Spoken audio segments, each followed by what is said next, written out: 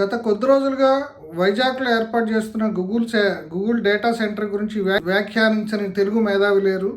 ఇప్పుడు దానిపైన ప్రభుత్వం కూడా రకరకాల వివరణలు ఇస్తుంది. అయితే ఈ వ్యాఖ్యానాలు కానీ ఈ వివరణలు కానీ అన్ని దేని చుట్టూతో తిరిగి ఉంటున్నాయంటే గూగుల్ డేటా సెంటర్ వలన దాదాపుగా 1,80,000 మందికి ఉపాధి లభిస్తుందని చెప్పేసి ప్రభుత్వం చెప్తుంది. కాదు 150 నుంచి 500 మందికి మాత్రమే ఉపాధి దొరుకుతుందని చెప్పేసి దీన్ని వ్యతిరేకించే వాళ్ళు చెప్తున్నారు. అంతేకాకుండా ఈ గూగుల్ డేటా సెంటర్ మొత్తం వైజాగ్ ప్రజలకు సరిపడే అంత నీరు తాగేస్తుందని, కరెంటు తాగేస్తుందని, అంటే విదేశాల్లో డేటా సెంటర్ని ఇక్కడికి అక్కడ పర్యావరణానికి సంబంధించిన సమస్యలు ఉన్నాయని అందరూ వెళ్ళగొడితే ఇక్కడికి వచ్చిందని, అంటే దీని చుట్టూతే ఇప్పుడు వరకు దీని మీద వాదనలు కానీ ఇప్పుడు టీవీ చర్చలు కానీ ఇవే సాగుతున్నాయి. కానీ దీనికంటే చాలా పెద్ద సిగ్నిఫికెన్స్ ఉన్న విషయం అని చెప్పేసి ఇవాళ ఒక ప్రముఖ ఎకనమిస్టు ఈ విషయం మీద కొన్ని సంచలనమైన విషయాలు తెలియజేశారు. అంటే ఆయన చెప్పిన విషయాలు చూస్తుంటే ఏంటంటే దాదాపుగా Y2K విషయం అందరికీ గుర్తుంటుంది. Y2K సమస్య వచ్చినప్పుడు దాన్ని పరిష్కరించడానికి అనేక మంది ఇండియన్స్కి అవకాశం వచ్చింది. అంటే మళ్ళీ ఇప్పుడు ఈ గూగుల్ డేటా సెంటర్ ఇండియాలో పెట్టడం వలన మళ్ళీ అటువంటి అపారమైన అవకాశాలు రాబోతున్నాయని చెప్పేసి స్వామినాథన్ అంకల్సారి అయ్యారు, ఈయన మణిశంకర్ అయ్యర్ బ్రదరు, ఎకనామిక్ టైమ్స్కి కన్సల్టింగ్ ఎడిటర్, ఈయన తెలిపారు. అంటే ఈయన చెప్పిన విషయం ఏంటంటే ఇప్పుడు మామూలుగా ఈ గూగుల్ డేటా సెంటర్ ఇక్కడ పెట్టడం వలన మిగిలిన మల్టీనేషన్స్ కూడా ఇక్కడ పెద్ద డేటా సెంటర్స్ పెడతాయి. ఇప్పుడు రాబోయే కాలంలో జరిగే ఏఐ విప్లవానికి ఇప్పుడు ఇండియా ఒక కేంద్రం అవుతుందని చెప్పడమే కాకుండా ఇప్పుడు ప్రతివాళ్ళు అనుకునేటట్టు ఇప్పుడు గ్లోబలైజేషను అనేది ఆగిపోయింది. గ్లోబలైజేషన్ కానీ ప్రపంచీకరణ కానీ ఇప్పుడు రెండు ఒకటే పదాలు, అది ఆగిపోయింది. ట్రంప్ వచ్చాక ఏ దేశం ప్రయోజనాలు వాళ్ళే చూసుకోవడం తప్ప ప్రపంచీకరణకు అవకాశం లేదు. ఇటువంటి పరిస్థితుల్లో ఇండియా లాంటి దేశాల్లో ఇప్పుడు ఐటీ సర్వీసెస్లో ఇప్పుడు మనం విదేశాల్లో పనిచేస్తున్నాము, అక్కడ అంతా అవుట్సోర్సింగ్కి మన వాళ్ళని పంపుతున్నాము, H1B వీసాలు ఇవన్నీ కూడా సమస్యలు ఎదుర్కొంటున్నాము. ఇటువంటి పరిస్థితుల్లో ఇప్పుడు ఆయన చెప్పేది ఏంటంటే ఇప్పుడు ప్రపంచీకరణ ఆగిపోవటం కాదు, ప్రపంచీకరణ అనేది కొనసాగుతుంది. అంతేకాదు ప్రపంచీకరణకి సంబంధించిన నెక్స్ట్ హబ్గా, అంటే నెక్స్ట్ స్థావరం కింద ఇండియా ఇప్పుడు నెక్స్ట్ స్థావరం కానుందని చెప్పేసి చెప్తున్నారు. ఆయనకి దాని సపోర్టింగ్ ఏం చెప్తున్నారంటే ఇప్పుడు అమెరికాలో స్టెమ్ గ్రాడ్యుయేట్స్, అమెరికాలో ఏడాదికి 8,20,000 మంది స్టెమ్ గ్రాడ్యుయేట్స్, అంటే సైన్సు, టెక్నాలజీ, ఈ మ్యాథమెటిక్స్ ఈ రంగాల్లో చదువుకునే వాళ్ళు 8,20,000 మందిని ప్రొడ్యూస్ చేస్తుంది. అంటే ఇది ఇప్పుడు ప్రస్తుతం ఉన్న ఏఐలో ఎంత డిమాండ్ వస్తుందో ఆ డిమాండ్కి సరిపోదు. నెక్స్ట్ ఇంకోటి ఏంటంటే ఇప్పుడు చైనా తీసుకుంటే చైనా ఏడాదికి 3.5 మిలియన్ల గ్రాడ్యుయేట్స్ని ప్రొడ్యూస్ చేస్తుంది. కానీ ఇప్పుడు చైనా ఈ విషయంలో మనకి ఎందుకు పోటీ కాదంటే ఇంగ్లీష్ విషయంలో మనకి అడ్వాంటేజ్ ఉంది. అంతేకాకుండా ఇప్పుడు సెక్యూరిటీ ఇష్యూస్ వీటికి సంబంధించి చైనాని ఎవరు నమ్మట్లేదు. అలాగే ఇప్పుడు ఏఐ డేటా సెంటర్స్ వీటి విషయంలో సెక్యూరిటీకి సంబంధించిన ఇంపార్టెన్స్ ఉంటుంది కాబట్టి చైనా వాళ్ళని ఉద్యోగాలకు తీసుకునే అవకాశాలు దాదాపుగా తక్కువ. ఇక ఇండియా విషయానికి వస్తే ఇండియా ఇప్పుడు ఏడాదికి 2.5 మిలియన్ గ్రాడ్యుయేట్స్ని ప్రొడ్యూస్ చేస్తుంది.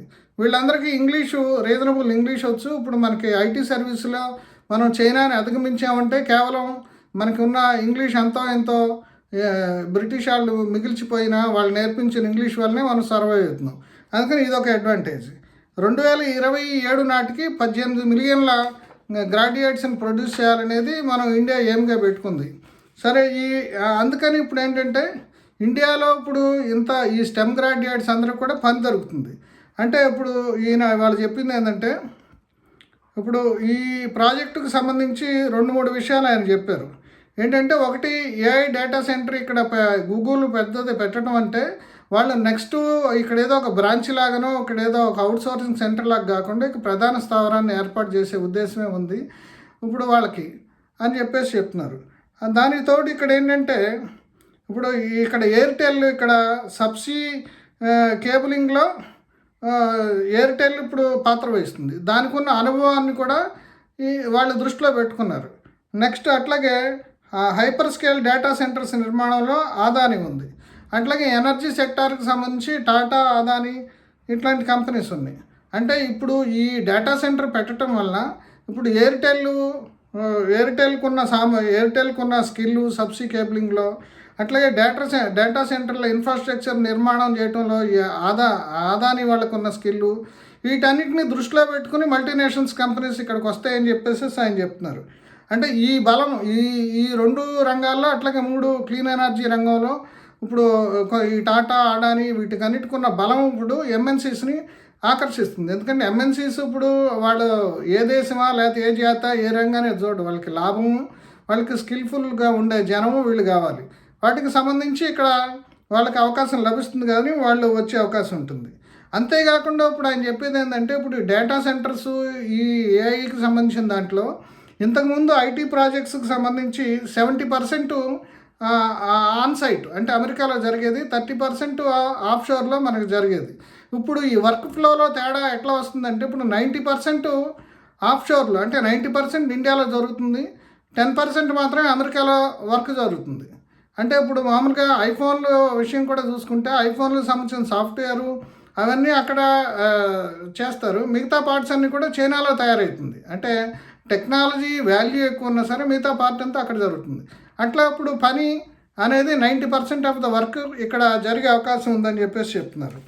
ఇప్పుడు ఈ అన్నింటినీ దృష్టిలో పెట్టుకుంటే ఇప్పుడు దీని ఇంపార్టెన్స్ ఏ స్థాయిలో ఉందనేది గూగుల్ సెంటర్కి సంబంధించి అర్థమవుతుంది. అయితే ఇప్పటి వరకు మనకున్న మేధావులు వీళ్ళ చర్చలన్నీ కూడా ఎంతసేపు ఉపాధి, కరెంటు అంటే అనుకూలంగా మాట్లాడేవాళ్ళు, వ్యతిరేకంగా మాట్లాడేవాళ్ళు కూడా. అట్లాగే ప్రభుత్వం తరఫున మంత్రి లోకేష్ కానీ చంద్రబాబు కానీ వాళ్ళు ఇప్పుడు మాట్లాడే మాటలు చుట్టూతో చర్చ ఎంతసేపు 1,80,000 మందికి ఉపాధి దొరుకుతుందా లేదా ఈ విషయాల మీదే. కానీ ఇప్పుడు నెక్స్ట్ ఇంకోటి ఏంటంటే, ఇప్పుడు అమెరికాలో ఇప్పుడు అమెజాన్లో కానీ లేదంటే మైక్రోసాఫ్ట్లో కానీ వీటన్నిటిలో ఇప్పుడు కంపెనీస్లో డేటా ఇంజనీర్లుగా మన వాళ్ళు పనిచేస్తున్నారు. Data engineering, cloud infrastructure, cloud computing అనేది చాలా ఈ డేటా సెంటర్లకి కావాల్సిన సబ్జెక్ట్స్. ఇప్పుడు దాంట్లో ఉండేవాళ్ళు ఉద్యోగాలు పోతాయని భయపడుతున్నారు. అక్కడ వాళ్ళకి ఉద్యోగాలు పోవటమే కాకుండా ఇండియాలో ఇప్పుడు గూగుల్ అనేది పెద్ద ఈ డేటా ఇంజనీరింగు, క్లౌడ్ ఆర్కిటెక్చరు వీటిలో మన వాళ్ళందరికీ కూడా శిక్షణ తప్పనిసరిగా ఇచ్చే అవకాశం ఉంటుంది. అట్లాగే సెక్యూరిటీ, మోడల్ డిప్లాయ్మెంట్ వీటన్నిటికి సంబంధించి కూడా గూగుల్ వేలాది మందికి ఇక్కడ ట్రైనింగ్ ఇస్తుంది. అంటే ఇప్పుడు ఆర్టిఫిషియల్ ఇంటెలిజెన్స్, డేటా సెంటర్లకి సంబంధించిన మొత్తం స్కిల్స్, వాటికి సంబంధించిన అనుభవం ఉన్న కంపెనీలు ఇవన్నీ కూడా ఇక్కడ ఉండటం వల్ల ఇక్కడ మిగతా కంపెనీస్ కూడా ఇక్కడికి వస్తుంది.